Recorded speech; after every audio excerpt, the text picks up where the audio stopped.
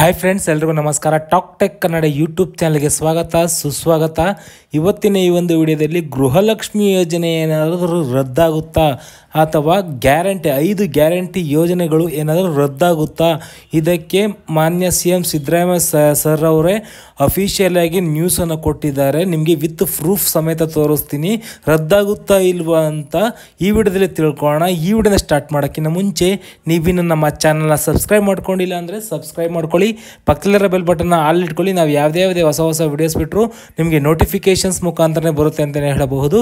ಬನ್ನಿ video start ಮಾಡೋಣ. ಹೌದು ಫ್ರೆಂಡ್ಸ್, ಗೃಹಲಕ್ಷ್ಮಿ ಯೋಜನೆಯನ್ನು ರದ್ದು ಮಾಡಬೇಕು ಅಂತ ಕಾಂಗ್ರೆಸ್ ಸರ್ಕಾರದ ಶಾಸಕರೇ ಒತ್ತಾಯವನ್ನು ಮಾಡ್ತಿದ್ರು. ಹಾಗೂ ಗ್ಯಾರಂಟಿ ಯೋಜನೆಗಳನ್ನು ರದ್ದು ಮಾಡಬೇಕು, ನಮಗೆ ಸರ್ಕಾರ ನಡೆಸೋಕ್ಕೆ ಹಣದ ತೊಂದರೆ ಆಗ್ತಿದೆ ಅಂತ ಶಾಸಕರು ಒತ್ತಾಯವನ್ನು ಮಾಡಿದರು. ಏನಕ್ಕೆ ಒತ್ತಾಯವನ್ನು ಮಾಡಿದರೆ ಅಂದರೆ, ಲೋಕಸಭಾ ಚುನಾವಣೆಯಲ್ಲಿ ಕಾಂಗ್ರೆಸ್ ಸರ್ಕಾರ ಅಧಿಕಾರಕ್ಕೆ ಬರದ ಕಾರಣ ಇದಕ್ಕೆ ಜನಗಳು ನಮ್ಮ ಗ್ಯಾರಂಟಿ ಯೋಜನೆಗಳನ್ನು ಅಕ್ಸೆಪ್ಟ್ ಮಾಡ್ಕೊಂಡಿಲ್ಲ. ಆದ್ದರಿಂದ ಇದನ್ನೇ ನೀವು 5 ಗ್ಯಾರಂಟಿ ಯೋಜನೆಗಳನ್ನು ರದ್ದು ಮಾಡಬೇಕು ಅಂತ ಒತ್ತಾಯ ಮಾಡಿದರು. ಆದರೆ CM ಸಿದ್ದರಾಮಯ್ಯರು ಇದಕ್ಕೆ ತಲೆ ಕೆಡಿಸ್ಕೊಳ್ದೇ ಇರೋ ಕಾರಣ 2 ರದ್ದು ಮಾಡಲ್ಲ ಅಂತ ಹೇಳಿದರು. ಆದರೆ ಶಾಸಕರು ಪಟ್ಟಿ ಹಿಡಿದು 2 ರದ್ದು ಮಾಡಿ, ಅದರಲ್ಲಿ ಗೃಹಲಕ್ಷ್ಮಿ ಯೋಜನೆ ಆದರೂ ರದ್ದು ಮಾಡಿ ಅಥವಾ ಶಕ್ತಿ ಯೋಜನೆನಾದರೂ ರದ್ದು ಮಾಡಿ ಅಂತ ಕೋರ್ಕೊಂಡಿದ್ರು. ಆದರೆ ಅಫಿಷಿಯಲ್ ಆಗಿ CM ಸಿದ್ದರಾಮಯ್ಯ ಸರ್ ಅವರೇ ಟ್ವೀಟ್ ಮಾಡಿದ್ದಾರೆ. ಯಾವುದೇ ಕಾರಣಕ್ಕೂ ಏನು ಟ್ವೀಟ್ ಮಾಡಿದ್ದಾರೆ ಅಂತ ನೋಡಿ.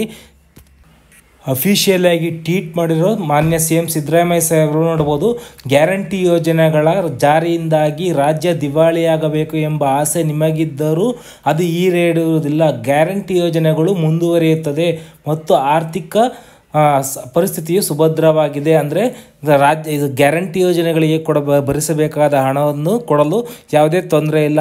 ಅದರಿಂದ ನಿಮಗೆ ಯಾವುದೇ ಕಾರಣಕ್ಕೂ ಗ್ಯಾರಂಟಿ ಯೋಜನೆಗಳೆಲ್ಲ, ಶಕ್ತಿ ಯೋಜನೆ ಆಗಲಿ, ಗೃಹಲಕ್ಷ್ಮಿ ಯೋಜನೆ ಆಗಲಿ, ಗೃಹ ಜ್ಯೋತಿ ಯೋಜನೆ ಆಗಲಿ, ಯುವ ನಿಧಿ ಯೋಜನೆ ಆಗಲಿ, ಹಾಗೆ ಅಥವಾ ಅನ್ನಭಾಗ್ಯ ಯೋಜನೆ ಆಗಲಿ ಯಾವುದೇ ಕಾರಣಕ್ಕೂ ಕ್ಯಾನ್ಸಲ್ ಆಗೋದಿಲ್ಲ ಅಂತ ಮಾನ್ಯ CM ಸಿದ್ದರಾಮಯ್ಯ ಅಫಿಷಿಯಲ್ ಆಗಿ ಟ್ವೀಟ್ ಮಾಡಿದ್ದಾರೆ. ಹಾಗೂ ಸಾಲ ಮಾಡಿ ಸಂಬಳ ಕೊಡೋ ಪರಿಸ್ಥಿತಿ ನಮ್ಮ ಸರ್ಕಾರ ತಲುಪಿಲ್ಲ.